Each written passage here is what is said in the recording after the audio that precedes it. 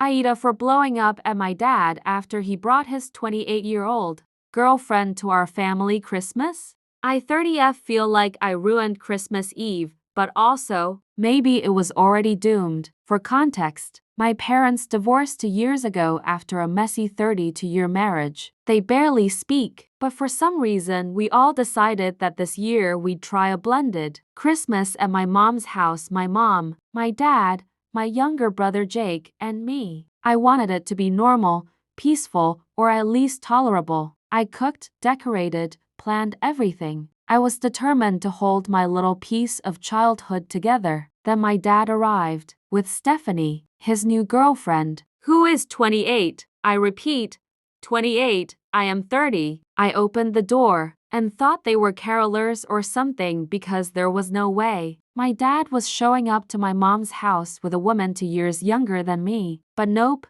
there she was with a tin of fudge and a big smile. My mom saw Stephanie, muttered, "Oh, fantastic," and walked straight into the kitchen, like she was about to either bake or commit arson. Dinner started off tense but polite, until Jake, bless him, he's honest to a fault, asked how long they'd been together. 1 year, Stephanie said cheerfully. A year. My parents divorced 2 years ago. My mom froze. Dad started choking on his wine. The air went heavy. My mom stood up and said, "So while I was in therapy, you were out with someone the same age as our daughter?" Things quickly spiraled. Dad got defensive. Mom started crying. Stephanie looked like she was about to vaporize from sheer discomfort. And then my dad shouted, "I'm allowed to be happy." Something in me snapped. Years of mediating. Years of pretending things were okay. Years of being the adult child who tries to keep the peace. I stood up and said, "Dad,